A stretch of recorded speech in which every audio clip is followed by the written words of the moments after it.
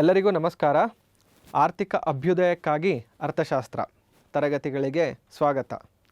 ಮಕ್ಕಳೇ, ನಾವಿವತ್ತು ಅರ್ಥವ್ಯವಸ್ಥೆಯ ಅರ್ಥ ಮತ್ತು ಪ್ರಕಾರಗಳು ಅನ್ನುವಂಥ ಹೊಸ ಅಧ್ಯಾಯನ ತಿಳ್ಕೊತಾ ಹೋಗ್ತೀವಿ. ಇದು ಈ ಅಧ್ಯಾಯದ ಭಾಗ 1. ನೋಡೋಣವಾಗಿದ್ದರೆ ಅಧ್ಯಾಯದಲ್ಲಿ ಏನೇನಿದೆ, ಯಾವ್ಯಾವ ಅಂಶಗಳನ್ನು ನಾವಿವತ್ತು ಗ್ರಹಿಸ್ತೀವಿ ಅಂತ. ಮೊದಲನೇದಾಗಿ ನಾನು ನಿಮಗೆ ಒಂದು ಪ್ರಶ್ನೆ ಕೇಳ್ತೀನಿ. ಈ ಕೆಳಗಡೆ ನಿಮಗೆ 3 ಪ್ರಕಾರದ ಅರ್ಥವ್ಯವಸ್ಥೆಗಳನ್ನು ಕೊಟ್ಟಿದೆ. ಇದರಲ್ಲಿ ಭಾರತ ಯಾವ ರೀತಿಯ ಅರ್ಥವ್ಯವಸ್ಥೆ ಇರಬಹುದು? ಗುರುತಿಸಿ ನೋಡೋಣ. ಬಂಡವಾಳಶಾಹಿ ಇರ್ಬೋದಾ, ಸಮಾಜವಾದಿ ಇರ್ಬೋದಾ, ಅಥವಾ ಮಿಶ್ರ ಆರ್ಥಿಕ ವ್ಯವಸ್ಥೆ ಇರ್ಬೋದಾ? ಗೊತ್ತಾಯ್ತಾ? ಹಾಂ, ಓಕೆ. ಹಾಗಿದ್ರೆ ನೀವು ಈ ಇಡೀ ಅಧ್ಯಾಯವನ್ನು ತಿಳ್ಕೊಳ್ಳೋ ಹೊತ್ತಿಗೆ ಈ ಪ್ರಶ್ನೆಗೆ ಉತ್ತರ ಕೂಡ ನಿಮಗೆ ಸಿಕ್ಕಿರುತ್ತೆ. ನಂಗೆ ಗೊತ್ತು, ತುಂಬ ಜನ ಮಕ್ಕಳು ಈ ಪ್ರಶ್ನೆಗೆ ಉತ್ತರ ಹೇಳೋಕ್ಕೆ ಸಾಧ್ಯ ಆಗಿರೋದಿಲ್ಲ. ಯಾಕೆ ಅಂತ ಅಂದರೆ ಇದು ನಿಮ್ಮ ಹೊಸ ಅಧ್ಯಾಯ. ನೋಡೋಣ ಆಗಿದ್ದರೆ, ದೇಶದ ಅರ್ಥವ್ಯವಸ್ಥೆಗೆ ಪ್ರಾಥಮಿಕ ವಲಯ, ದ್ವಿತೀಯ ವಲಯ ಹಾಗೂ ತೃತೀಯ ವಲಯ ಈ 3 ಕೂಡ ತುಂಬ ಇಂಪಾರ್ಟೆಂಟ್ ಆಗಿರುತ್ತೆ. ನೋಡಿ, ನಾನು ನಿಮಗೆ ಒಂದು ಚಿಕ್ಕದಾಗಿರುವಂಥ ಒಂದು ಚಿತ್ರ ತೋರಿಸ್ತೀನಿ. ಮೊದಲು ತುಂಬ ಹಿಂದೆ ಭಾರತದಲ್ಲಿ ಕೃಷಿ ತುಂಬ ಅಭಿವೃದ್ಧಿ ಹೊಂದಿತ್ತು. ಇತ್ತೀಚೆಗೆ ಬರ್ತಾ ಏನಾಗಿದೆ, ಅದರ ಅಭಿವೃದ್ಧಿ ಕಡಿಮೆ ಆಗ್ತಾ ಬರ್ತಾ ಇದೆ. ಆದರೆ ನಮ್ಮ ಕೈಗಾರಿಕೆಗಳು ಮತ್ತು ಸೇವೆಗಳು ಅಂದರೆ ತಂತ್ರಜ್ಞಾನ ಇರಬಹುದು, ಸೇವೆಗಳು ಇವೆರಡೂ ಏನಾಗ್ತಾ ಇದೆ, ಹೆಚ್ಚಾಗ್ತಾ ಹೋಗ್ತಾ ಇದೆ ಅಲ್ವಾ? ಹಾಗಿದ್ರೆ ನಮ್ಮ ಅರ್ಥವ್ಯವಸ್ಥೆ ಬದಲಾವಣೆ ಹೊಂದುತ್ತಾ ಇದೆ ಅಂತ ನಾವು ತಿಳ್ಕೊಬಹುದು. ಆದರೂ ಯಾವುದೇ ಅರ್ಥವ್ಯವಸ್ಥೆಗೆ ಪ್ರಾಥಮಿಕ ವಲಯ, ದ್ವಿತೀಯ ವಲಯ ಹಾಗೂ ತೃತೀಯ ವಲಯ ಇವು ತುಂಬ ಪ್ರಮುಖವಾದವು. ಹಾಗೆ ಲಭ್ಯವಿರುವ ಸಂಪನ್ಮೂಲಗಳ ಚೌಕಟ್ಟಿನಲ್ಲಿ ಸರಕು ಸೇವೆಗಳನ್ನು ಖರೀದಿಸಿ ನಮ್ಮ ಬಯಕೆಗಳನ್ನು ಈಡೇರಿಸಿಕೊಳ್ಳುವ ಸಲುವಾಗಿ ಆರ್ಥಿಕ ಚಟುವಟಿಕೆಗಳನ್ನು ಕೈಗೊಳ್ಳುತ್ತೇವೆ. ಏನಿರ್ಬೋದು ಇದರ ಅರ್ಥ? ಇದರ ಅರ್ಥ ಏನು ಅಂತ ಅಂದರೆ, ನಮ್ಮ ಹತ್ರ ಇರುವಂಥದ್ದು ಸಂಪನ್ಮೂಲಗಳು ತುಂಬ ಕೊರತೆಯಲ್ಲಿರ್ತವೆ. ನೀವು ಎಷ್ಟೇ ಹಣ ದುಡಿದ್ರೂ ಅದು ನಮಗೆ ಸಾಕಾಗೋದಿಲ್ಲ. ನೀವು ನೋಡಿ, ಬೇಕಿದ್ರೆ ನೀವು ಜಾಸ್ತಿ ಹಣ ದುಡ್ದಷ್ಟು ಜಾಸ್ತಿ ಆಸೆಗಳು ಹುಟ್ಕೊತವೆ ಹೊರತು ದುಡ್ದಿದ್ದು ಸಾಕಪ್ಪ ಅಂತ ಯಾವತ್ತೂ ಅನಿಸೋದಿಲ್ಲ. ನಿಮ್ಮ ತಂದೆ ತಾಯಿನ ಕೇಳಿ ನೋಡಿ. ಆ ಥರ ಲಭ್ಯವಿರುವ ಕಡಿಮೆ ಸಂಪನ್ಮೂಲಗಳು ಅಂತ ಅಂದರೆ ನಮ್ಮ ಬಳಿ ಇರುವಂಥ ಕಡಿಮೆ ಹಣದಲ್ಲಿ ನಾವು ಅತಿ ಹೆಚ್ಚು ಸರಕು ಮತ್ತು ಸೇವೆಗಳನ್ನು ಕೊಳ್ಳೋದಕ್ಕೆ ನೋಡ್ತೀವಿ. ನೋಡಿ, ಮಾರ್ಕೆಟ್ಗೆ ಹೋಗ್ತೀವಿ, ಅಲ್ಲಿ ಬರೀ ತರಕಾರಿ ಒಂದೇ ಅಲ್ಲ, ತಿನ್ನೋದೊಂದೇ ಅಲ್ಲ, ಬೇಕಾದಷ್ಟು ಮನೆಗೆ ಬೇಕಾಗಿರುವಂಥ ವಸ್ತುಗಳನ್ನು ತೊಗೋಬೇಕು ಅಂತ ಅನ್ನಿಸ್ತಾ ಇರುತ್ತೆ. ಅದಕ್ಕೋಸ್ಕರ ನಾವೇನು ಮಾಡ್ತೀವಿ, ಹಣನ ದುಡಿಯೋದಕ್ಕೋಸ್ಕರ ವಿವಿಧ ರೀತಿಯ ಆರ್ಥಿಕ ಚಟುವಟಿಕೆಗಳಲ್ಲಿ ನಾವು ತೊಡಗಿರ್ತೀವಿ. ನಾವು ಕೆಲಸಕ್ಕೆ ಹೋಗಿ ದುಡಿಮೆ ಮಾಡೋವಂಥದ್ದನ್ನೇ ಆರ್ಥಿಕ ಚಟುವಟಿಕೆ ಅಂತ ಕರೀತಾರೆ. ನಿಮ್ಮ ತಂದೆ ತಾಯಿ ಕೇಳಿದ್ರೆ ಇದ್ರ ಬಗ್ಗೆ ತುಂಬ ಚೆನ್ನಾಗಿ ಹೇಳ್ತಾರೆ, ಕೇಳಿ. ಅರ್ಥವ್ಯವಸ್ಥೆಯಲ್ಲಿ ಜನರು ತೊಡಗಿಕೊಂಡ ಆರ್ಥಿಕ ಚಟುವಟಿಕೆಗಳ ಸ್ವರೂಪ ಅಥವಾ ಮಟ್ಟದ ಆಧಾರದ ಮೇಲೆ ಅವರ ಆದಾಯವು ಭಿನ್ನವಾಗಿರುತ್ತದೆ. ಯಾರ್ಯಾರು ಯಾವ್ಯಾವ ರೀತಿ ಚಟುವಟಿಕೆಗಳಲ್ಲಿ ತೊಡಕೊಂಡಿದ್ದಾರೆ ಅಂದರೆ, ಕೆಲವೊಬ್ಬರು ನೋಡಿ, ಇಲ್ಲಿ ಒಂದು ಚಿತ್ರಗಳನ್ನು ನೋಡ್ಬೋದು ನೀವು. ಇಲ್ಲಿರುವಂಥವ್ರು ಒಬ್ಬರು ರೈತರು, ಅವರು ನೋಡಿದ ತಕ್ಷಣ ನಮಗೆ ಗೊತ್ತಾಗುತ್ತೆ. ಹಾಗೆ ಪಕ್ಕದಲ್ಲಿರುವಂಥವ್ರು ಒಬ್ಬರು ಸಾಫ್ಟ್ವೇರ್ ಇಂಜಿನಿಯರ್. ಸೊ ಇವರಿಬ್ಬರನ್ನ ಗಮನಿಸಿದ್ರೆ ನಮಗೇನು ಅರ್ಥ ಆಗುತ್ತೆ, ಅವರು ತೊಡಗಿರುವಂತಹ ಕೆಲಸಗಳಿಂದ ಅವರ ಆರ್ಥಿಕ ವ್ಯವಸ್ಥೆ ಅಥವಾ ಆರ್ಥಿಕ ಮಟ್ಟ, ಆರ್ಥಿಕತೆಯ ಮಟ್ಟವನ್ನು ನಾವೇನು ಮಾಡ್ಬೋದು, ಅಳಿಬೋದು. ಕೃಷಿಯಲ್ಲಿ ತೊಡಗಿದ್ರೆ ಅವರ ಆದಾಯ ಸಾಮಾನ್ಯವಾಗಿ ಕಡಿಮೆ ಇರುತ್ತೆ. ತಂತ್ರಜ್ಞಾನದಲ್ಲಿ ತೊಡಗಿದ್ರೆ ಅವರ ಆದಾಯ ಜಾಸ್ತಿ ಇರುತ್ತೆ. ನಾನೀಗ ನಿಮಗೆ 2 ಚಿತ್ರಗಳನ್ನು ತೋರಿಸ್ತೀನಿ. ಈ 2 ಚಿತ್ರಗಳಲ್ಲಿ ಅಭಿವೃದ್ಧಿ ಹೊಂದಿರುವಂತಹ ಅರ್ಥವ್ಯವಸ್ಥೆ ಯಾವುದು, ಅಭಿವೃದ್ಧಿ ಹೊಂದಿಲ್ಲದೆ ಇರುವಂಥ ಅರ್ಥವ್ಯವಸ್ಥೆ ಯಾವುದು ಅಂತ ನೀವು ಗುರ್ತಿಡಿಬೇಕು. ಯಾವುದು ಅಭಿವೃದ್ಧಿ ಹೊಂದಿರ್ಬೋದು, ಯಾವುದು ಅಭಿವೃದ್ಧಿ ಹೊಂದದಲ್ಲೇ ಇರ್ಬೋದು? ನೋಡಿ, ಇದು ಆರ್ಥಿಕ ಅಭಿವೃದ್ಧಿ ಹೊಂದಿರುವಂತಹ ರಾಷ್ಟ್ರ. ಅರ್ಥ ಆಯ್ತಾ? ಈ ರಾಷ್ಟ್ರದಲ್ಲಿ ಅರ್ಥವ್ಯವಸ್ಥೆ ಇನ್ನೂ ಅಭಿವೃದ್ಧಿ ಹೊಂದುತ್ತಾ ಹೋಗ್ತಾ ಇದೆ, ನಿಧಾನವಾಗಿ ಹೊಂದುತ್ತಾ ಇದೆ. ನಾನು ನಿಮ್ಗೆ ಎಕ್ಸಾಂಪಲ್ ಕೊಡೋದಾದರೆ, ಈಗ ಅಮೆರಿಕ ದೇಶವನ್ನು ತಗೊಂಡ್ರೆ ಅವರು ತುಂಬ ಬೇಗ ಅಭಿವೃದ್ಧಿ ಹೊಂದಿದ್ರು. ಭಾರತವನ್ನು ತಗೊಂಡ್ರೆ ನಾವು ನಿಧಾನಕ್ಕೆ ಅಭಿವೃದ್ಧಿ ಹೊಂದುತ್ತಾ ಇದ್ದೀವಿ. ಏನು ರೀಸನ್ ಇರ್ಬೋದು ಇದಕ್ಕೆ? ಯಾಕೆ ಅಂತ ಅಂದರೆ, ನಾವು ಆಯಾ ರಾಷ್ಟ್ರದಲ್ಲಿ ಅನುಸರಿಸುವ ಆರ್ಥಿಕ ಚಟುವಟಿಕೆಗಳು. ನೋಡಿ, ಭಾರತದಲ್ಲಿ ಕೃಷಿ ಹಾಗೂ ಕೃಷಿ ಸಂಬಂಧಿತ ಚಟುವಟಿಕೆಗಳು ಜಾಸ್ತಿ, ಅಂದರೆ ಪ್ರಾಥಮಿಕ ವಲಯದ ಚಟುವಟಿಕೆಗಳು ಜಾಸ್ತಿ. ಅದೇ ನಾವು ಅಮೆರಿಕವನ್ನು ತಗೊಂಡ್ರೆ ಅಲ್ಲಿ ಸೇವೆಗಳನ್ನು ನೀಡುವಂತಹ ಚಟುವಟಿಕೆಗಳು ಜಾಸ್ತಿ ಇದೆ, ಕೈಗಾರಿಕೆಗಳು ಜಾಸ್ತಿ ಇದೆ, ಸೇವೆಗಳು ಜಾಸ್ತಿ ಇದೆ. ಹಾಗಾಗಿ ಆ ದೇಶ ಅತಿ ಹೆಚ್ಚು ಅಭಿವೃದ್ಧಿ ಹೊಂದಿದೆ. ಈಗ ಒಂದು ರಾಷ್ಟ್ರದಲ್ಲಿ ಸಂಪನ್ಮೂಲಗಳ ಒಡೆತನ, ಸಂಪನ್ಮೂಲಗಳು ಅಂದರೆ ಏನು? ಒಂದು ರಾಷ್ಟ್ರದಲ್ಲಿ ಭೂಮಿ, ಶ್ರಮ, ಬಂಡವಾಳ, ಸಂಘಟನೆ, ಈ 4 ಸಂಪನ್ಮೂಲಗಳು ಒಂದು ರಾಷ್ಟ್ರಕ್ಕೆ ತುಂಬ ಪ್ರಮುಖವಾಗಿರುವಂಥದ್ದು. ಇವನ್ನೇ ನಾವು ಸಂಪನ್ಮೂಲಗಳು ಅಂತ ಕರಿತೀವಿ. ಈ ಸಂಪನ್ಮೂಲಗಳು ಕೆಲವೊಂದು ರಾಷ್ಟ್ರಗಳಲ್ಲಿ ಕೆಲವೊಬ್ಬರ ಕೈಯಲ್ಲಿರ್ತವೆ. ಹಾಗಾದರೆ ಸಂಪನ್ಮೂಲಗಳ ಒಡೆತನ ಯಾರ ಹತ್ರ ಇರುತ್ತೆ? ಕೆಲವೊಂದು ದೇಶದಲ್ಲಿ ಖಾಸಗಿ ವ್ಯಕ್ತಿಗಳ ಹತ್ರ ಇರುತ್ತೆ. ಕೆಲವೊಂದು ರಾಷ್ಟ್ರಗಳಲ್ಲಿ ಸಾಮೂಹಿಕ ಒಡೆತನ ಅಥವಾ ಸರ್ಕಾರದ ಅಧೀನದಲ್ಲಿ ಇರುತ್ತೆ. ಸಾಮೂಹಿಕ ಒಡೆತನ ಅಂತ ಅಂದರೆ ತಿಳ್ಕೊಳ್ಳಿ ನೀವು, ಸರ್ಕಾರದ ಬಳಿ ಇದೆ ಅದು ಅಂತ. ಮತ್ತು ಕೆಲವು ರಾಷ್ಟ್ರಗಳಲ್ಲಿ ಅದು ಖಾಸಗಿ ವ್ಯಕ್ತಿಗಳ ಕೈಯಲ್ಲೂ ಇರುತ್ತೆ, ಸಾಮೂಹಿಕವಾಗೂ ಇರುತ್ತೆ, ಅಂದರೆ ಸರ್ಕಾರದ ಅಧೀನದಲ್ಲೂ ಇರುತ್ತೆ. ಸೊ ಆ ರೀತಿಯಾದಂಥ ಅರ್ಥವ್ಯವಸ್ಥೆಗಳನ್ನು ನಾವಿವತ್ತು ಅಧ್ಯಯನ ಮಾಡ್ತಾ ಹೋಗ್ತೀವಿ. ನೀವರೆಲ್ಲ ರೆಡಿ ಇದ್ದೀರಾ ಅಲ್ವಾ ತಿಳ್ಕೊಳ್ಳೋಕ್ಕೆ? ನೋಡಿ, ಇಲ್ಲಿ ರಿಲಯನ್ಸ್ ಕಂಪ್ನಿ ಅನ್ನುವಂಥದ್ದೊಂದು, ವಿಪ್ರೋ ಕಂಪ್ನಿ ಅನ್ನುವಂಥದ್ದೊಂದು, ಈ 2 ಕಂಪನಿಗಳು ಖಾಸಗಿಯವರ ಕೈಯಲ್ಲಿದೆ. ಹಾಗೆ ಒಂದು XYZ ಅನ್ನುವಂಥ ಕಂಪ್ನಿ, ಇದಕ್ಕೆ ಹೆಸರು ಯಾವುದು ಏನೂ ಇಲ್ಲ, ಆ ಕಂಪ್ನಿನ ತಗೊಳ್ಳೋದಾದರೆ ದೇಶದಲ್ಲಿರುವಂಥ ಸರ್ಕಾರನೇ ಒಂದು ಕೈಗಾರಿಕೆನ ನಡೆಸ್ತಾ ಇರುತ್ತೆ, ಒಂದು ಉದ್ಯಮನ ನಡೆಸ್ತಾ ಇರುತ್ತೆ. ಅದನ್ನು ಸಾಮೂಹಿಕ ಒಡೆತನ ಅಂತ ಕರಿತೀವಿ. ಅರ್ಥ ಆಯ್ತಲ್ವಾ? ಹಾಗಾದರೆ ಈಗ ನಿಮ್ಮ ಅನಿಸಿಕೆಯ ಸಮಯ, ನಿಮಗೇನು ಅನಿಸುತ್ತೆ ಅಂತ ಹೇಳೋವಂಥ ಸಮಯ. ಸಂಪನ್ಮೂಲಗಳು ಖಾಸಗಿ ವ್ಯಕ್ತಿಗಳ ಬಳಿಯಲ್ಲಿದ್ದರೆ ಒಳ್ಳೆಯದಾ ಅಥವಾ ಸಾಮೂಹಿಕ ಒಡೆತನ ಅಥವಾ ಸರ್ಕಾರದ ಕೈಯಲ್ಲಿದ್ದರೆ ಒಳ್ಳೆಯದಾ? ಯೋಚನೆ ಮಾಡಿ. ಗ್ರಾಮ ಅರ್ಥವ್ಯವಸ್ಥೆ, ಗ್ರಾಮದಲ್ಲಿರುವಂತಹ ಆರ್ಥಿಕ ಚಟುವಟಿಕೆಗಳನ್ನೆಲ್ಲ ಸೇರಿಸಿ ಗ್ರಾಮ ಅರ್ಥವ್ಯವಸ್ಥೆ ಅಂತ ಕರಿಬೋದು. ಎಲ್ಲ ಗ್ರಾಮಗಳಲ್ಲಿರುವಂಥ, ಅಲ್ಲಿರುವಂಥ ಆ ಪ್ರದೇಶದಲ್ಲಿರುವಂಥ ಗ್ರಾಮಗಳ ಒಟ್ಟು ಆರ್ಥಿಕ ಚಟುವಟಿಕೆಯನ್ನು ಸೇರಿಸಿ ಜಿಲ್ಲಾ ಅರ್ಥವ್ಯವಸ್ಥೆ ಅಂತ ಕರಿಬೋದು. ಜಿಲ್ಲೆಗಳು, ಹಲವಾರು ಜಿಲ್ಲೆಗಳ ಆರ್ಥಿಕ ಚಟುವಟಿಕೆಗಳ ಸಂಘಟನೆಯನ್ನು ಒಟ್ಟಾಗಿ ನಾವೇನಂತ ಕರಿಬೋದು? ರಾಜ್ಯ ಅರ್ಥವ್ಯವಸ್ಥೆ ಅಂತ ಕರಿಬೋದು. ಹಾಗೆಯೇ ಒಟ್ಟು ರಾಜ್ಯಗಳು, ಎಲ್ಲ ರಾಜ್ಯಗಳಲ್ಲಿರುವಂತಹ ಆರ್ಥಿಕ ಚಟುವಟಿಕೆಗಳನ್ನು ಆಧರಿಸಿ ಅದನ್ನು ರಾಷ್ಟ್ರದ ಆರ್ಥಿಕ ವ್ಯವಸ್ಥೆ ಅಂತಲೂ ಕರಿಬೋದು. ಹಾಗಾದರೆ ನಿಮ್ಮ ಮನಸ್ಸಲ್ಲಿ ಬರುವಂಥ ಮೊದಲನೇ ಪ್ರಶ್ನೆ, ಅರ್ಥವ್ಯವಸ್ಥೆ ಅಂದರೆ ಏನು? ನೀವು ಅರ್ಥವ್ಯವಸ್ಥೆ ಅಂದ್ರೇ ಏನು ಅಂತ ಹೇಳಲಿಲ್ಲ, ಉಳಿದಿದ್ದೆಲ್ಲ ಹೇಳ್ಕೊಂಡೋದ್ರಿ ಅಂತ ಕೇಳ್ಬೋದು ನೀವು ನಮಗೆ. ನೋಡಿ, ಅರ್ಥವ್ಯವಸ್ಥೆ ಅಂದರೆ ಮಾನವನ ಬಯಕೆಗಳನ್ನು ಈಡೇರಿಸಿಕೊಳ್ಳಲು ಮಾನವ ನಿರ್ಮಿತ ಒಂದು ಆರ್ಥಿಕ ಸಂಘಟನೆ. ಏನು ಹಿಂಗಂತ ಅಂದರೆ, ನನಗೆ ಏನೇನೋ ಆಸೆಗಳಿದೆ, ನಾನು ಇಂಥ ವಸ್ತುಗಳನ್ನು ಮನೆಗೆ ತೊಗೊಂಬರಬೇಕು, ಇಂಥ ವಸ್ತುಗಳನ್ನು ಉಪಯೋಗಿಸ್ಬೇಕು ಅನ್ನೋಂಥ ಆಸೆ ಇದೆ. ಈ ವಸ್ತುಗಳನ್ನೆಲ್ಲ ತೊಗೋಬೇಕು ಅಂತ ಅಂದರೆ ನನ್ನ ಹತ್ರ ದುಡ್ಡಿರಬೇಕಲ್ವಾ? ದುಡ್ಡಿರಬೇಕು ಅಂದರೆ ನಾನೇನು ಮಾಡಬೇಕು? ಏನಾದರೂ ಒಂದು ಕೆಲಸ ಮಾಡಬೇಕು. ನಾನೇನು ಕೆಲಸ ಮಾಡ್ತಾಯಿದ್ದೀನಿ? ನಾನೊಬ್ಬ ಟೀಚರ್ ಆಗಿದ್ದೀನಿ. ಅದೇ ರೀತಿ ನಿಮ್ಮ ತಂದೆ ತಾಯಿಗಳು ಬೇರೆ ಬೇರೆ ರೀತಿಯಾದಂತಹ ಕೆಲಸಗಳನ್ನು ಮಾಡ್ತಾ ಇರ್ತಾರೆ. ಆ ಎಲ್ಲ ಕೆಲಸಗಳನ್ನು ಒಟ್ಟಿಗೆ ಸೇರಿಸಿ ನಾವು ಆರ್ಥಿಕ ಚಟುವಟಿಕೆಗಳು ಅಂತ ಕರಿತೀವಿ. ಇಲ್ಲಿ ಯಾರೂ ಮೇಲಲ್ಲ, ಯಾರೂ ಕೀಳಲ್ಲ, ಎಲ್ಲ ಆರ್ಥಿಕ ಚಟುವಟಿಕೆಗಳು ಅಥವಾ ಎಲ್ಲ ಕೆಲಸಗಳು ಸಮಾನವಾದದ್ದು. ಅರ್ಥ ಆಯ್ತಾ? ಇದನ್ನು ನೀವು ಚೆನ್ನಾಗಿ ಅರ್ಥ ಮಾಡ್ಕೋಬೇಕು. ಹಾಗೆ ಒಬ್ಬರು ಆರ್ಥಿಕ ತಜ್ಞರೊಬ್ಬರಿದ್ದಾರೆ, A.J. ಬ್ರೌನ್. ಅವ್ರ ಪ್ರಕಾರ ಅರ್ಥವ್ಯವಸ್ಥೆ ಅಂದರೆ ಏನಾಗಿರ್ಬೋದು? ಜನರಿಗೆ ಜೀವನೋಪಾಯ ಅವಕಾಶಗಳನ್ನು ದೊರಕಿಸಲು ನಿರ್ಮಿಸಿದ ವ್ಯವಸ್ಥೆ.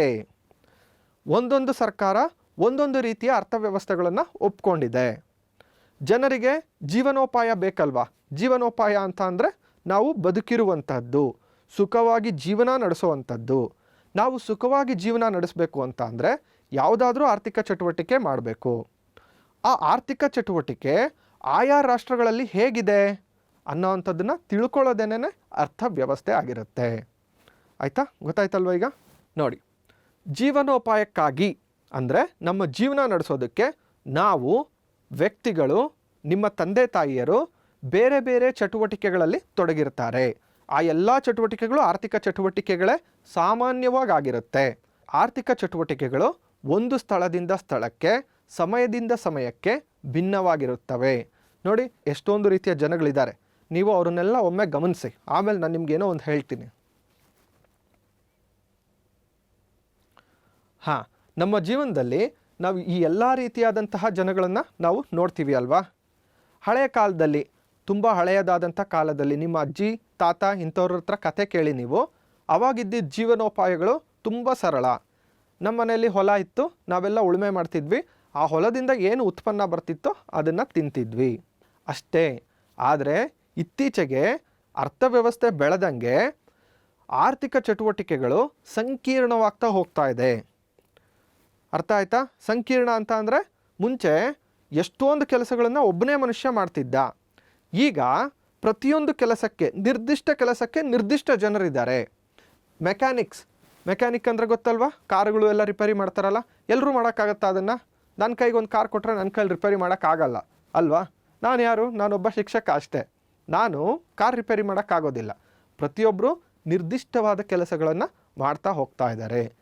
ಹಾಗೆ ನಾವು ಏನೇ ಜೀವನೋಪಾಯಕ್ಕೆ ಏನೋ ಮಾಡ್ತೀವಿ, ನಾವು ಜೀವನೋಪಾಯಕ್ಕೆ ಏನಾದರೂ ಮಾಡ್ಬೋದು.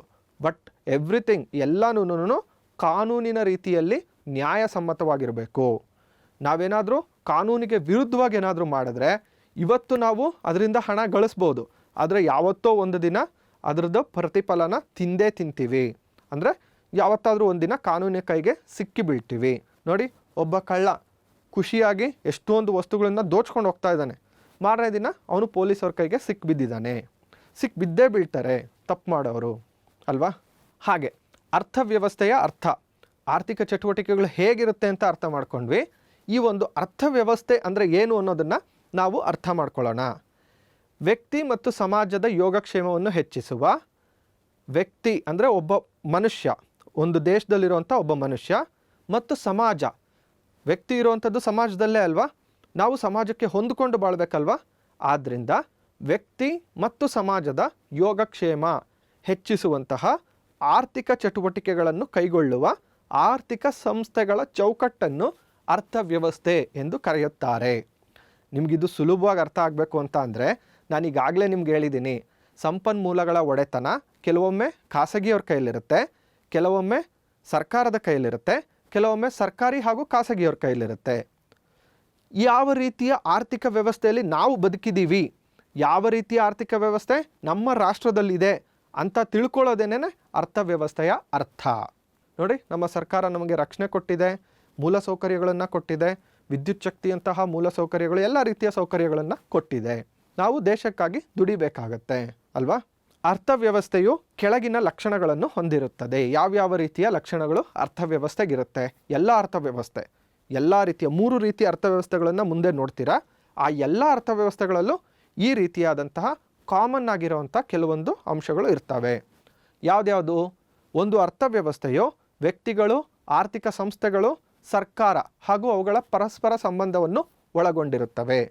ನಿಮ್ಮ ಮನೆಯಲ್ಲಿ ನೀವು ಯಾರಾದರೂ ಸಾಫ್ಟ್ವೇರ್ ಇಂಜಿನಿಯರ್ನ ನೋಡಿರ್ತೀರಾ, ಯಾರನ್ನಾದರೂ ನಿಮ್ಮ ಮನೆ ಪಕ್ಕನೋ ಯಾರನ್ನಾದರೂ ನೋಡಿರ್ತೀರಾ. ನೋಡ್ರಿ, ಸರ್ಕಾರ ಅವ್ರಿಗೆ ತಂತ್ರಜ್ಞಾನದ ಸೌಲಭ್ಯಗಳನ್ನು ಒದಗಿಸ್ತಾ ಇದೆ, ವಿದ್ಯುತ್ ಶಕ್ತಿ ಒದಗಿಸ್ತಾ ಇದೆ, ಬಿಲ್ಡಿಂಗ್ ಕಟ್ಟಡಗಳನ್ನು ಒದಗಿಸ್ತಾ ಇದೆ, ಬ್ಯಾಂಕ್ ಲೋನು ಸಾಲ ಇಂಥವುಗಳನ್ನು ಒದಗಿಸುತ್ತೆ, ಮೂಲ ಸೌಕರ್ಯಗಳಾದ ರಸ್ತೆಗಳನ್ನು ಒದಗಿಸುತ್ತೆ, ಸಾರಿಗೆ ಸಂಪರ್ಕವನ್ನು ಒದಗಿಸುತ್ತೆ.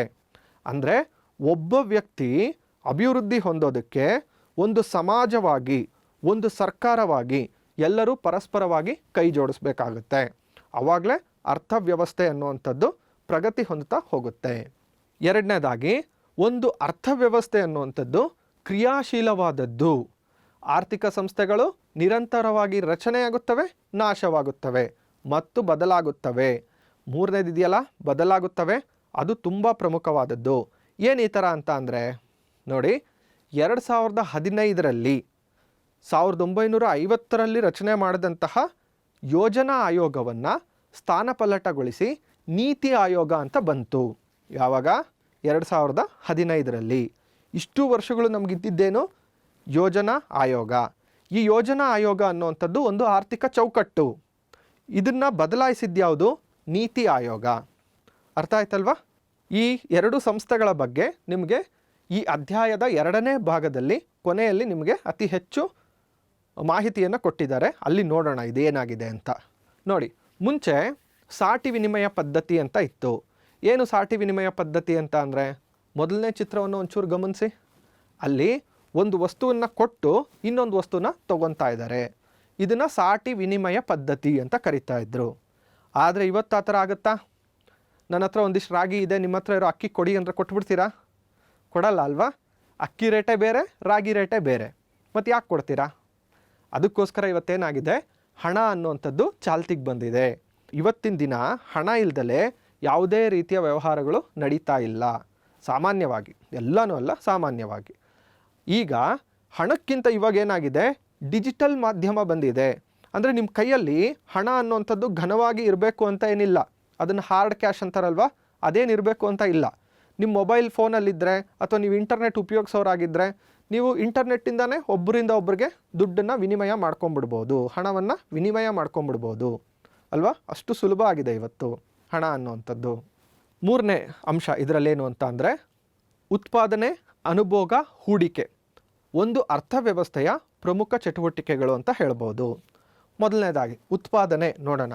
ನೋಡಿ, ಇಲ್ಲಿರುವಂಥ ಒಂದಿಷ್ಟು ಜನ ಸೇರಿ ಹಲವಾರು ಜನ ಕಾರ್ಮಿಕರು ಒಂದು ಕಾರ್ನ ಉತ್ಪಾದನೆ ಮಾಡ್ತಾ ಇದ್ದಾರೆ. ಆ ಕಾರ್ನ ಉತ್ಪಾದನೆ ಮಾಡಿದ್ಮೇಲೆ ಒಬ್ಬ ವ್ಯಕ್ತಿ ಅದನ್ನು ಕೊಂಡುಕೊತಾ ಇದ್ದಾನೆ. ಆಗ ಏನಾಯಿತು, ಉತ್ಪಾದನೆ ಆದಂತಹ ವಸ್ತು ಅನುಭೋಗ ಆಗ್ತಾ ಇದೆ. ಅನುಭೋಗ ಅಂದರೆ ಬಳಕೆ, ಸಾಮಾನ್ಯವಾಗಿ ಬಳಕೆ ಅಷ್ಟೇ. ಈ ಬಳಸಿದಂತಹ ವ್ಯಕ್ತಿ ಏನು ಮಾಡ್ತಾ ಇದ್ದಾನೆ, ಅವ್ನು ಸುಮ್ಮನೆ ಬಳಸ್ತಾ ಇಲ್ಲ, ಅದಕ್ಕೆ ಇನ್ವೆಸ್ಟ್ ಅಂತ ಅಂದರೆ ದುಡ್ಡು ಹಾಕ್ತಾ ಇದ್ದಾನೆ. ತನ್ನ ಹತ್ರ ಇರೋವಂಥ ಸೇವಿಂಗ್ಸ್ ಅಂತ ಅಂದರೆ ಉಳಿತಾಯಗಳನ್ನು ಆ ಕಂಪನಿ ಮೇಲೆ ಅಥವಾ ಆ ಕೈಗಾರಿಕೆ ಮೇಲೆ ತೊಡಗಿಸ್ತಾ ಇದ್ದಾನೆ. ಆ ತೊಡಗಿಸಿರುವಂಥ ಹೂಡಿಕೆ ಏನಾಗುತ್ತೆ, ಅದು ಮತ್ತೆ ಇದೇ ಕಂಪ್ನಿಗೆ ದುಡ್ಡಾಗಿ ಬರುತ್ತೆ, ಇದೇ ಕಂಪ್ನಿಗೆ ಬಂಡವಾಳವಾಗಿ ಬರುತ್ತೆ. ಆ ಬಂಡವಾಳ ಉಪಯೋಗಿಸ್ಕೊಂಡು ಹೆಚ್ಚು ಹೆಚ್ಚು ಕಾರುಗಳನ್ನು ತಯಾರಿಸ್ತಾರೆ. ಆ ಕಾರುಗಳು ಮತ್ತೆ ಮಾರಾಟ ಆಗ್ತವೆ. ಆ ಮಾರಾಟ ಆಗಿರೋದ್ರಿಂದ ಇವರಿಗೆ ಬಂಡವಾಳ ಹರಿದು ಬರುತ್ತೆ. ಬಂಡವಾಳ ಆಗೋದ್ರಿಂದ ಉತ್ಪಾದನೆ ಆಗ್ತಾ ಇರುತ್ತೆ. ಇದೊಂದು ರೀತಿ ಚಕ್ರ ಇದ್ದಂಗೆ ಇದು ಮುಂದುವರಿತಾನೇ ಇರುತ್ತೆ. ನೋಡಿ, ಇಲ್ಲೊಂದು ಅಭಿವೃದ್ಧಿ ಹೊಂದಿರುವಂಥ ರಾಷ್ಟ್ರ ಇದೆ, ಇಲ್ಲಿ ಕೆಳಗಡೆ ನಾವು ಗಮನಿಸ್ಬೋದು. ಇಲ್ಲಿ ದ್ವಿತೀಯ ವಲಯ ಅಂದರೆ ಕೈಗಾರಿಕೆಗಳು, ತೃತೀಯ ವಲಯ ಅಂದರೆ ತಂತ್ರಜ್ಞಾನ ಸೇವೆಗಳು ತುಂಬ ಹೆಚ್ಚು ಅಭಿವೃದ್ಧಿ ಹೊಂದುತ್ತಾ ಹೋಗ್ತವೆ. ಅದೇ ಅಭಿವೃದ್ಧಿ ಹೊಂದುತ್ತಾ ಇರುವಂತಹ ರಾಷ್ಟ್ರಗಳಲ್ಲಿ ಅನಭಿವೃದ್ಧ ರಾಷ್ಟ್ರಗಳು ಇಲ್ಲಿ ಕೊಟ್ಟಿದ್ದಾರಲ್ಲ, ಆ ರೀತಿ ಅನಭಿವೃದ್ಧ ರಾಷ್ಟ್ರಗಳಲ್ಲಿ ಇನ್ನೂ ಕೃಷಿನೇ ಪ್ರಾಥಮಿಕ ವಲಯನೇ ನಿಧಾನಕ್ಕೆ ಜರುಗ್ತಾ ಇದೆ. ಈಗ ನಮ್ಮ ಅಧ್ಯಾಯದ ಪ್ರಮುಖವಾದಂತಹ ಘಟ್ಟ ಏನಿದು, ನಮ್ಮ ಅಧ್ಯಾಯದ ಪ್ರಮುಖವಾದಂತಹ ಘಟ್ಟ ಅಂದ್ಬಿಟ್ರೆ ನೋಡ್ರಿ, ನಾವಿಷ್ಟೊತ್ತರೆಗೂ ಆರ್ಥಿಕ ಚಟುವಟಿಕೆಗಳು ಅಂತ ಹೇಳ್ಕೊಂಡೋದ್ವಿ. ಏನು ಈ ಆರ್ಥಿಕ ಚಟುವಟಿಕೆಗಳು ಅಂತ ಅಂದರೆ, ಈ ಆರ್ಥಿಕ ಚಟುವಟಿಕೆಗಳು ಹೇಗಿರ್ತವೆ, ಒಂದೊಂದು ರಾಷ್ಟ್ರದಲ್ಲಿ ಒಂದೊಂದು ರೀತಿಯ ಆರ್ಥಿಕ ಚಟುವಟಿಕೆಗಳಿರ್ತವೆ. ಯಾಕೆ, ನಮ್ಮ ವಿಶ್ವದಲ್ಲಿರುವಂತಹ ರಾಷ್ಟ್ರಗಳು ಬಂಡವಾಳಶಾಹಿ, ಸಮಾಜವಾದಿ ಮತ್ತು ಮಿಶ್ರ ಆರ್ಥಿಕ ವ್ಯವಸ್ಥೆಗಳು ಅಂಥೇಳಿ ವಿಂಗಡಣೆ ಆಗಿದ್ದಾವೆ. ಆಯಿತಾ, ಅಂದರೆ ಉತ್ಪಾದನಾಂಗಗಳು ಬಂಡವಾಳಶಾಹಿನಲ್ಲೊಂಥರ, ಸಮಾಜವಾದಿನಲ್ಲೊಂಥರ, ಮಿಶ್ರ ಆರ್ಥಿಕ ವ್ಯವಸ್ಥೆನಲ್ಲೊಂಥರ ಹಂಚಿಕೆ ಆಗಿದ್ದಾವೆ. ಅವು ಹೇಗೆ ಹಂಚಿಕೆ ಆಗಿದ್ದಾವೆ ಅಂತ ನೋಡೋಣ, ಒಂದೊಂದನ್ನೇ ತಿಳ್ಕೊಳ್ಳೋಣ. ನೋಡಿ, ಈಗ ನೋಡಿ, ಮೊದಲನೇದಾಗಿ ಬಂಡವಾಳಶಾಹಿ ಅರ್ಥವ್ಯವಸ್ಥೆ ಹೇಗಿರುತ್ತೆ, ಉತ್ಪಾದನಾಂಗಗಳ ಒಡೆತನ ಖಾಸಗಿಯವರ ಕೈಯಲ್ಲಿರುತ್ತದೆ. ಇದಕ್ಕೆ ಪ್ರಮುಖವಾದ ಉದಾಹರಣೆ ಅಂದರೆ ಅಮೆರಿಕಾದಲ್ಲಿ ಯಾವುದೇ ಮನುಷ್ಯ ಅಲ್ಲಿನ ಸಮಾಜಕ್ಕೆ ತೊಂದರೆ ಆಗದಲೇ ಇರುವಂತಹ ರೀತಿ ಯಾವುದಾದ್ರೂ ಉದ್ಯಮನ ಕೈಗೊಳ್ಬೋದು. ಅರ್ಥ ಆಯ್ತಾ? ಅದೇ ರೀತಿ ಎರಡನೇದು ಸಮಾಜವಾದಿ ಅರ್ಥವ್ಯವಸ್ಥೆ. ಉತ್ಪಾದನಾಂಗಗಳ ಒಡೆತನ ಸಾಮೂಹಿಕವಾಗಿರುತ್ತದೆ, ಅಂದರೆ ಸರ್ಕಾರದ ಅಧೀನದಲ್ಲಿರುತ್ತದೆ. ಇದಕ್ಕೆ ಉದಾಹರಣೆ ಚೈನಾ. ಇಲ್ಲಿ ಇದು ನನ್ನ ಆಸ್ತಿ, ಇದು ನನ್ನ ಉತ್ಪಾದನಾಂಗ, ಅಂದರೆ ಈ ಜಮೀನು ನಂದು, ಈ ಭೂಮಿ ನಂದು, ಈ ಆಸ್ತಿ ನಂದು ಅಂತ ಯಾವುದನ್ನು ಹೇಳೋಂಗಿಲ್ಲ. ಯಾಕೆ ಅಂತ ಅಂದರೆ ಎಲ್ಲ ಭೂಮಿ, ಎಲ್ಲ ಉದ್ಯಮಗಳು ಸರ್ಕಾರದ ಅಧೀನದಲ್ಲಿರುತ್ತವೆ. ಓಕೆ, ನಿಮಗೆ ಈ ವ್ಯವಸ್ಥೆ ಇಷ್ಟ ಆಯಿತಾ, ಈ ವ್ಯವಸ್ಥೆ ಇಷ್ಟ ಆಯಿತಾ? ಈ ಎರಡೂ ವ್ಯವಸ್ಥೆಗಿಂತ ಭಿನ್ನವಾಗಿರೋ ಇನ್ನೂ ಒಂದು ವ್ಯವಸ್ಥೆ ಇದೆ, ಅದನ್ನು ನೋಡಿ. ಇದು ಮಿಶ್ರ ಆರ್ಥಿಕ ವ್ಯವಸ್ಥೆ. ಇಲ್ಲಿ ಉತ್ಪಾದನಾಂಗಗಳು ಸರ್ಕಾರದ ಬಳಿನೂ ಕೆಲವಿರ್ತವೆ, ಖಾಸಗಿಯವರ ಬಳಿನೂ ಕೆಲವಿರ್ತವೆ. ಇದು ಒಂದು ರೀತಿಯ ಅರ್ಥವ್ಯವಸ್ಥೆ. ಇದನ್ನು ನಾವು ಮಿಶ್ರ ಆರ್ಥಿಕ ವ್ಯವಸ್ಥೆ ಅಂತ ಕರಿತೀವಿ. ಇದಕ್ಕೆ ಪ್ರಥಮವಾದ, ಮುಖ್ಯವಾದ, ಪ್ರಾಮುಖ್ಯವಾದ ಉದಾಹರಣೆ ಅಂತ ಅಂದರೆ ನಮ್ಮ ದೇಶ ಭಾರತ ಅಲ್ವಾ. ಬಂಡವಾಳಶಾಹಿ ಅರ್ಥವ್ಯವಸ್ಥೆಯಲ್ಲಿ ಪ್ರಮುಖವಾಗಿ ನೀವು ತಿಳ್ಕೋಬೇಕಾಗಿರೋದು ಸರ್ಕಾರದ ಹಸ್ತಕ್ಷೇಪ ಕನಿಷ್ಠ ಮಟ್ಟದಲ್ಲಿರುತ್ತದೆ. ಅಂದರೆ ಸರ್ಕಾರ ಜನಗಳಿಗೆ ನೋಡಿ, ನೀವು ಈ ರೀತಿಯಾದಂತಹ ಆರ್ಥಿಕ ಚಟುವಟಿಕೆಗಳನ್ನು ಕೈಗೊಳ್ಳ್ರಿ, ನಾವು ಈ ರೀತಿ ಪ್ರೋತ್ಸಾಹ ಮಾಡ್ತೀವಿ, ನಾವು ಈ ರೀತಿ ಭೂಮಿನ ನಿಮಗೆ ಕೊಡ್ತೀವಿ, ಈ ರೀತಿ ಉದ್ಯಮಗಳನ್ನು ಸ್ಥಾಪನೆ ಮಾಡಿದ್ರೆ ಈ ರೀತಿ ಲೋನ್ ಕೊಡ್ತೀವಿ, ಇದೆಲ್ಲ ಏನೂ ಇಲ್ಲ. ಯಾವ ಮನುಷ್ಯ ಅವನಿಗೆ ಹೇಗೆ ಬೇಕೋ ಹಾಗೆ ಜೀವನ ಮಾಡ್ಬೋದು. ಫ್ರೀ ಕಂಟ್ರಿ ಅಂತ ಕರ್ಕೊತಾರೆ ಅವ್ರ ದೇಶನ, ಯಾವುದನ್ನು, ಅಮೆರಿಕ ಅನ್ನೋಂಥ ದೇಶನ. ಅರ್ಥ ಆಯ್ತಾ? ಬಂಡವಾಳಶಾಹಿ ವ್ಯವಸ್ಥೆಯಲ್ಲಿ ವ್ಯಕ್ತಿಗಳು ಉತ್ಪಾದನಾ ಸಾಧನಗಳ ಒಡೆತನ ಹೊಂದಿರುತ್ತಾರೆ. ಏನು ಉತ್ಪಾದನಾಂಗಗಳು? ಉತ್ಪಾದನಾಂಗಗಳು ಅಂತ ಅಂದರೆ ಎಷ್ಟೊಂದು ಸಾರಿ ಹೇಳಿದ್ವಲ್ಲ, ಉತ್ಪಾದನಾಂಗಗಳು ಅಂದರೆ ಭೂಮಿ, ಶ್ರಮ, ಬಂಡವಾಳ, ಸಂಘಟನೆ. ಸೊ ಅದಕ್ಕೆ ಇದನ್ನೇನಂತ ಕರಿತೀವಿ? ಮುಕ್ತ ಉದ್ಯಮ ಅರ್ಥವ್ಯವಸ್ಥೆ ಅಂತ ಕರೀತಾರೆ. ನೋಡಿ, ಇಲ್ಲಿರುವಂಥ ಒಬ್ಬ ಖಾಸಗಿ ವ್ಯಕ್ತಿ ಉದ್ಯಮಗಳು, ಭೂಮಿ, ನೆಲ, ಜಲ ಎಲ್ಲ ನಂದು ಅಂತ ಹೇಳ್ಕೊತಾ ಇದ್ದಾನೆ ಅಲ್ವಾ? ಸೊ ಅವನು ಫ್ರೀ, ಸ್ವತಂತ್ರನಾಗಿದ್ದಾನೆ ಅವನು. ಇದು ಅಮೆರಿಕ ದೇಶದ ಅಂಕಲ್ ಸ್ಯಾಮ್ ಅನ್ನುವಂಥ ತುಂಬ ಪ್ರಮುಖವಾದ ಹಾಗೂ ತುಂಬ ಪ್ರಚಲಿತವಾಗಿದ್ದಂತಹ ಒಂದು ಚಿತ್ರ. ಇಲ್ಲಿ ತೋರಿಸ್ತಾ ಇರುವಂಥದ್ದು ಯು ಕ್ಯಾನ್ ಅಂತ. ಇದರರ್ಥ ಅಮೆರಿಕಾದಲ್ಲಿ ನೀವು ಯಾವುದೇ ಉದ್ಯಮವನ್ನು ಕೈಗೊಳ್ಬೋದು. ಬಂಡವಾಳಶಾಹಿ ವ್ಯವಸ್ಥೆಯ ಪ್ರಮುಖ ಲಕ್ಷಣ. ಒಂದೊಂದೇ ಅರ್ಥವ್ಯವಸ್ಥೆನ ತಿಳ್ಕೊತಾ ಹೋಗ್ತೀವಿ. ಅದರಲ್ಲಿ ಮೊದಲನೇದು ಬಂಡವಾಳಶಾಹಿ. ಇಲ್ಲಿ ಉತ್ಪಾದನಾಂಗಗಳು ಖಾಸಗಿಯವರ ಕೈಯಲ್ಲಿರುತ್ತವೆ. ಖಾಸಗಿ ಆಸ್ತಿ. ಇಲ್ಲಿ ನಮ್ಗೆ ಎಷ್ಟು ಬೇಕೋ ಅಷ್ಟು ಭೂಮಿನ ಕೊಂಡ್ಕೋಬೋದು, ಎಷ್ಟು ಬೇಕೋ ಅಷ್ಟು ಉದ್ಯಮಗಳನ್ನು ಶುರು ಮಾಡ್ಬೋದು. ಯಾವ ರೀತಿ ನಮ್ಗೆ ಇಷ್ಟ ಆಗುತ್ತೋ ಆ ರೀತಿ ನಾವು ಬದುಕ್ಬೋದು.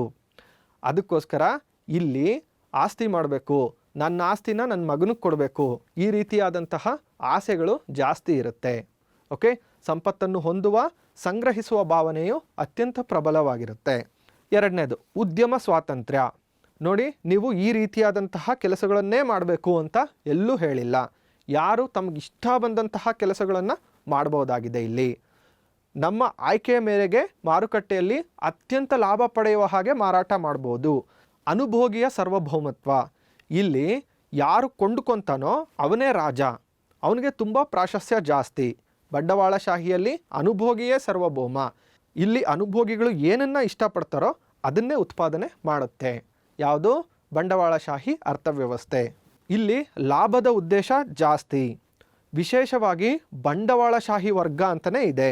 ಇವರು ಲಾಭಕ್ಕೋಸ್ಕರನೇ ದುಡಿತಾರೆ. ತಪ್ಪೇನೂ ಇಲ್ಲ. ಎಲ್ಲ ಒಂದೊಂದು ಅರ್ಥವ್ಯವಸ್ಥೆನಲ್ಲೂ ಒಂದೊಂದು ಗುಣಗಳು ಅವಗುಣಗಳು ಇರುತ್ತೆ.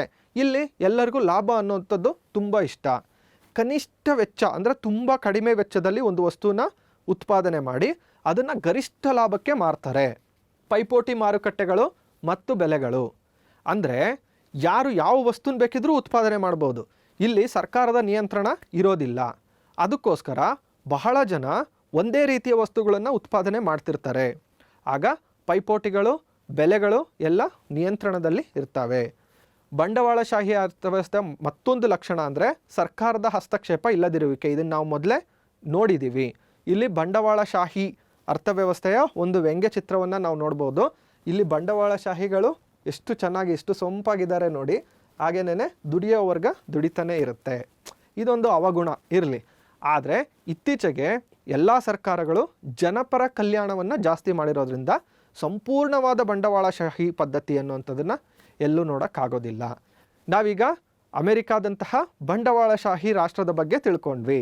ಈಗ ರಷ್ಯಾ ಮತ್ತು ಚೈನಾದಂತಹ ಸಮಾಜವಾದಿ ರಾಷ್ಟ್ರದ ಬಗ್ಗೆ ತಿಳ್ಕೊಳ್ಳೋಣ. ಏನು ಸಮಾಜವಾದಿ ರಾಷ್ಟ್ರ ಅಂತ ಅಂದರೆ, ಸಮಾಜದ ಸಮಗ್ರ ಹಿತಾಸಕ್ತಿಯನ್ನು ವೃದ್ಧಿಸಲು ಸರ್ಕಾರವು ಉತ್ಪಾದಕ ಸಂಪನ್ಮೂಲಗಳ ಒಡೆತನ, ನಿಯಂತ್ರಣ ಹೊಂದಿರುತ್ತದೆ. ಅದನ್ನೇ ಸಮಾಜವಾದಿ ವ್ಯವಸ್ಥೆ ಅಂತ ಕರೀತಾರೆ. ಕೇಂದ್ರ ಸರ್ಕಾರ, ಕೇಂದ್ರೀಯ ಯೋಜನಾ ಸಂಸ್ಥೆಗಳು, ಕೆಲವೊಂದು ಸಂಸ್ಥೆಗಳು ಕೆಲವೊಂದು ಚೌಕಟ್ಟನ್ನು ವಿಧಿಸ್ಬಿಡ್ತಾವೆ ಜನಗಳಿಗೆ. ಅದೇ ರೀತಿಯಾದಂತಹ ಅರ್ಥವ್ಯವಸ್ಥೆ ಮುಂದುವರ್ಕೊಂಡು ಹೋಗುತ್ತೆ. ನಾನು ಹೇಳ್ದಂಗೆ ಭೂಮಿ, ಶ್ರಮ, ಬಂಡವಾಳ, ಸಂಘಟನೆ ಇವೆಲ್ಲ ಸರ್ಕಾರದ ಅಧೀನದಲ್ಲಿರುತ್ತೆ. ಇಲ್ಲಿ ನಂದು ಭೂಮಿ, ನಂದು ಆಸ್ತಿ ಅಂತ ಹೇಳ್ಕೊಳ್ಳೋವಂಥದ್ದು ಏನೂ ಇರೋಲ್ಲ. ಎಲ್ಲ ಗೌರ್ಮೆಂಟ್ದೇನೆ. ನಿಮ್ಗೆ ಅದಿಷ್ಟ ಆಯ್ತಾ ಇದಿಷ್ಟ ಆಯ್ತಾ ನೋಡಿ, ಯೋಚನೆ ಮಾಡಿ. ಸಮಾಜವಾದಿ ಅರ್ಥವ್ಯವಸ್ಥೆಯ ಲಕ್ಷಣಗಳು: ಉತ್ಪಾದನಾ ಸಾಧನಗಳು ಮತ್ತು ಸಂಪತ್ತಿನ ಸಾಮೂಹಿಕ ಒಡೆತನ. ಅಂದರೆ ಎಲ್ಲ ಉತ್ಪಾದನಾಂಗಗಳು ಸರ್ಕಾರದ ಅಧೀನದಲ್ಲಿರುತ್ತವೆ. ನಿಮಗೀಗಾಗಲೇ ಬೇಕಾದಷ್ಟು ಸಾರಿ ಎಕ್ಸ್ಪ್ಲೈನ್ ಮಾಡಿದ್ದೀನಿ. ಮುಂದಕ್ಕೆ ಹೋಗೋಣ. ಸಾಮಾಜಿಕ ಕಲ್ಯಾಣದ ಉದ್ದೇಶ. ಸಾಮಾಜಿಕ ಕಲ್ಯಾಣ ಅಂತ ಅಂದರೆ ಜನರ ಕಲ್ಯಾಣವನ್ನು ಹೆಚ್ಚಿಸುವ ನಿರ್ಧಾರಗಳು.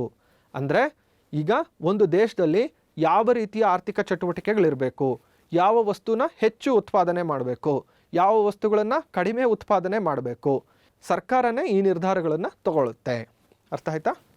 ಕೇಂದ್ರೀಕೃತ ಯೋಜನೆ ಅಂದರೆ ಕೆಲವೊಂದು ಸರ್ಕಾರಿ ಸಂಸ್ಥೆಗಳು ದೇಶಕ್ಕೆ ಇಷ್ಟು ಆದಾಯ ಇದೆ, ಇದನ್ನು ಯಾವ ಯಾವ ವಲಯಗಳಿಗೆ ಎಷ್ಟೆಷ್ಟು ಹಂಚಬೇಕು ಅನ್ನುವಂಥದ್ದನ್ನು ಸರ್ಕಾರನೇ ನಿರ್ಧಾರ ಮಾಡಿಬಿಡುತ್ತೆ. ಅದನ್ನೇ ನಾವು ಕೇಂದ್ರೀಕೃತ ಯೋಜನೆ ಅಂತ ಕರಿತೀವಿ. ಅಸಮಾನತೆ ಕುಗ್ಗುವಿಕೆ. ಇಲ್ಲಿ ಸಮಾಜವಾದಿ ಅರ್ಥವ್ಯವಸ್ಥೆಯಲ್ಲಿ ಅಸಮಾನತೆ ಇಲ್ಲ ಅಂತ ಹೇಳ್ಕೊತಾರೆ. ನೋಡ್ರಿ, ಇಲ್ಲಿ ಬಡವ ಮತ್ತು ಶ್ರೀಮಂತ ಅಂದರೆ ವರ್ಗ ಸಂಘರ್ಷ ಇಲ್ಲೆಲ್ಲ ತುಂಬ ಕಡಿಮೆ. ಹಾಗೆ ಸಮಾಜವಾದಿ ವ್ಯವಸ್ಥೆ ಇಂದಿನ ಸ್ಥಿತಿ. ಇವತ್ತು ಹೇಗಿದೆ ಸಮಾಜವಾದ ದ್ವಿತೀಯ ಜಾಗತಿಕ ಯುದ್ಧ ನಂತರ ಜಾಸ್ತಿ ಇತ್ತು. 1990ರ ಉದಾರೀಕರಣ ಆದಮೇಲೆ ಭಾರತವು ಉದಾರೀಕರಣಕ್ಕೊಳಗಾಗಿದೆ. ಇವಾಗ ಎಲ್ಲೂ ನಾವು ಸಂಪೂರ್ಣವಾದ ಸಮಾಜವಾದಿ ವ್ಯವಸ್ಥೆನ ನೋಡೋಕ್ಕೆ ಸಾಧ್ಯ ಇಲ್ಲ.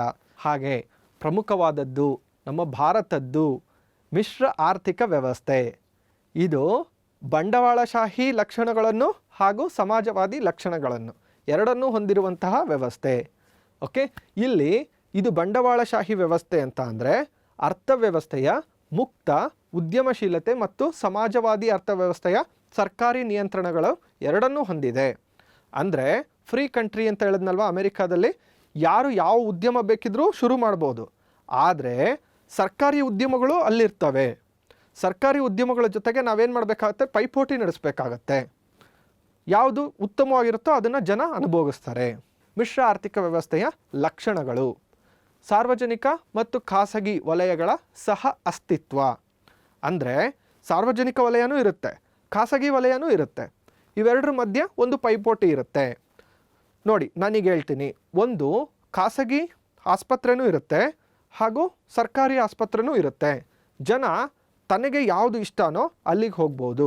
ಸರ್ಕಾರ ಲೈಸೆನ್ಸ್, ತೆರಿಗೆ, ಬೆಲೆ, ಹಣಕಾಸು ಈ ರೀತಿ ಬೇಕಾದಷ್ಟು ಅಸ್ತ್ರಗಳನ್ನು ಉಪಯೋಗಿಸಿ ಖಾಸಗಿಯವರು ಏನಾದರೂ ಜನಗಳಿಗೆ ಹಿಂಸೆ ಮಾಡೋದಾದರೆ ಅವರನ್ನು ನಿಯಂತ್ರಣಕ್ಕೆ ತಗೊಳ್ಳುತ್ತೆ. ಹಾಗೆ ಇಲ್ಲಿ ವೈಯಕ್ತಿಕ ಸ್ವಾತಂತ್ರ್ಯ ಹೆಚ್ಚಾಗಿರುತ್ತೆ. ವೈಯಕ್ತಿಕ ಸ್ವಾತಂತ್ರ್ಯ ಅಂತ ಅಂದರೆ ಎಲ್ಲನೂ ಸರ್ಕಾರನೇ ನಿಯಂತ್ರಣ ಮಾಡೋದಿಲ್ಲ, ಸಮಾಜವಾದಿ ಅರ್ಥವ್ಯವಸ್ಥೆ ಥರ. ಇಲ್ಲಿ ಮಿಶ್ರ ಆರ್ಥಿಕ ವ್ಯವಸ್ಥೆ ಆಗಿರೋದ್ರಿಂದ ವೈಯಕ್ತಿಕವಾದ ಸ್ವಾತಂತ್ರ್ಯ ಅತಿ ಹೆಚ್ಚಾಗಿರುತ್ತೆ. ನೀವು ಯಾವ ಉದ್ಯಮ ಬೇಕಿದ್ರೂ ನಡೆಸ್ಬೋದು, ಆದರೆ ಗವರ್ನಮೆಂಟಿಂದ ಲೈಸೆನ್ಸ್ ತಗೋಬೇಕಾಗತ್ತೆ. ಆರ್ಥಿಕ ಯೋಜನೆ: ಇಲ್ಲಿ ಕೂಡ ಕೇಂದ್ರ ಸರ್ಕಾರ ಏನು ಮಾಡುತ್ತೆ, ಹಲವಾರು ಆರ್ಥಿಕ ಯೋಜನೆಗಳನ್ನು ಜಾರಿಗೆ ತರುತ್ತೆ. ಇದು ಖಾಸಗಿ ವಲಯಕ್ಕೆ ಪ್ರೋತ್ಸಾಹದಾಯಕವಾಗಿರುತ್ತೆ ಹಾಗೂ ನಿಯಂತ್ರಣನೂ ಮಾಡುತ್ತೆ ಖಾಸಗಿ ವಲಯಗಳನ್ನು. ಹಾಗೆ ಬೆಲೆ ನೀತಿ: ಸಾರ್ವಜನಿಕ ವಲಯದ ಉದ್ದಿಮೆಗಳು ಸರಕು ಮತ್ತು ಸೇವೆಗಳ ಬೆಲೆಗಳನ್ನು ಸರ್ಕಾರವೇ ನಿರ್ಧಾರ ಮಾಡುತ್ತೆ. ಅವನ್ನು ಆಡಳಿತಾತ್ಮಕ ಬೆಲೆಗಳು ಎಂದು ಕರೆಯುತ್ತಾರೆ. ಉದಾಹರಣೆಗೆ ಭಾರತದಲ್ಲಿ ರೈಲುಗಳು. ಮಿಶ್ರ ಆರ್ಥಿಕ ವ್ಯವಸ್ಥೆಗೆ ಭಾರತವು ಒಂದು ಉತ್ತಮ ಉದಾಹರಣೆ. ಅದಕ್ಕೋಸ್ಕರ ನಾನು ಮಿಶ್ರ ಆರ್ಥಿಕ ವ್ಯವಸ್ಥೆನ ತುಂಬ ಖುಷಿಯಾಗಿ ನಿಮಗೆ ಎಕ್ಸ್ಪ್ಲೈನ್ ಮಾಡ್ತಾ ಇದ್ದೀನಿ. ಸಾರ್ವಜನಿಕ ಮತ್ತು ಖಾಸಗಿ ವಲಯಗಳ ಕಾರ್ಯಕ್ಷೇತ್ರಗಳನ್ನು ವ್ಯವಸ್ಥಿತವಾಗಿ ನಿರ್ದಿಷ್ಟಪಡಿಸಿದ್ದು ಅಭಿವೃದ್ಧಿ ಸಾಧಿಸಲು ಆರ್ಥಿಕ ಯೋಜನೆಗಳು ಮುಖ್ಯ ತಂತ್ರವಾಗಿದೆ. ಸಾರ್ವಜನಿಕ ವಲಯಗಳು ಹೀಗಿರಬೇಕು, ಖಾಸಗಿ ವಲಯಗಳು ಈ ರೀತಿ ಇರಬೇಕು, ಇವೆರಡರ ಮಧ್ಯೆ ಪೈಪೋಟಿ ಇರಬೇಕು. ಹಾಗಂತ ಖಾಸಗಿ ವಲಯಗಳನ್ನು ಸಾರ್ವಜನಿಕ ವಲಯಗಳು ತುಳಿಬಾರ್ದು. ಹಾಗಂತ ಖಾಸಗಿ ವಲಯಗಳು ಸಾರ್ವಜನಿಕ ವಲಯಕ್ಕಿಂತ ಅತಿ ಹೆಚ್ಚು ಜನಗಳನ್ನು ಶೋಷಣೆ ಮಾಡಬಾರ್ದು. ಈ ರೀತಿ ಆರ್ಥಿಕ ಚೌಕಟ್ಟುಗಳನ್ನು ನಾವು ಇವತ್ತು ಹೊಂದಿದ್ದೀವಿ. ಇವತ್ತಿನ ಬಹುತೇಕ ರಾಷ್ಟ್ರಗಳು ಮಿಶ್ರ ಆರ್ಥಿಕ ವ್ಯವಸ್ಥೆಯನ್ನು ಪಾಲಿಸೋದಕ್ಕೆ ತುದಿಗಾಲಲ್ಲಿ ನಿಂತಿವೆ. ನಿಮಗೆ ಯಾವ ಅರ್ಥವ್ಯವಸ್ಥೆ ತುಂಬ ಚೆನ್ನಾಗಿತ್ತು ಅಂತ ಅನ್ನಿಸ್ತೋ ಅದನ್ನು ಆರಿಸ್ಕೊಂಡು ಅದರ ಗುಣ ಅವಗುಣಗಳ ಬಗ್ಗೆ ಒಂದು ಪ್ರಬಂಧ ಬರೀರಿ. ಹಾಗೆ ಒಂದು ಚರ್ಚಾಕೂಟ ಮಾಡಿ ನಿಮ್ಮ ತರಗತಿಯಲ್ಲಿ 3 ಗುಂಪುಗಳನ್ನಾಗಿ ಮಾಡಿ, ಒಂದು ಬಂಡವಾಳಶಾಹಿ ಇರಲಿ, ಮತ್ತೊಂದು ಸಮಾಜವಾದ, ಮತ್ತೊಂದು ಮಿಶ್ರ ಆರ್ಥಿಕ ವ್ಯವಸ್ಥೆ. ನೀವು 3 ಸೇರಿ ಆ 3 ಅರ್ಥವ್ಯವಸ್ಥೆಯಲ್ಲಿರೋ ಗುಣ ಅವಗುಣಗಳ ಬಗ್ಗೆ ಚರ್ಚೆ ನಡೆಸಿ. ನಾನೀಗ ನಿಮಗೆ ಕೆಲವೊಂದು ಗೃಹ ಕಾರ್ಯಗಳನ್ನು ಕೊಡ್ತೀನಿ, ತಗೊಳ್ಳಿ. ಕೊನೆಯದಾಗಿ ಒಂದು ಚಟುವಟಿಕೆ. ನಾವು 3 ರೀತಿಯ ಅರ್ಥವ್ಯವಸ್ಥೆಗಳನ್ನು ತಿಳ್ಕೊಂಡಿದ್ದೀವಿ. ಈ 3 ವ್ಯವಸ್ಥೆಗಳಲ್ಲಿ ಯಾವ ಅರ್ಥವ್ಯವಸ್ಥೆ ನಿಮಗೆ ತುಂಬ ಇಷ್ಟ ಆಯಿತು ಅಂತ ಅಂದ್ಕೊತೀರಾ ಮತ್ತು ಯಾಕೆ? ಬರೀರಿ ನೋಡೋಣ. ಧನ್ಯವಾದಗಳು.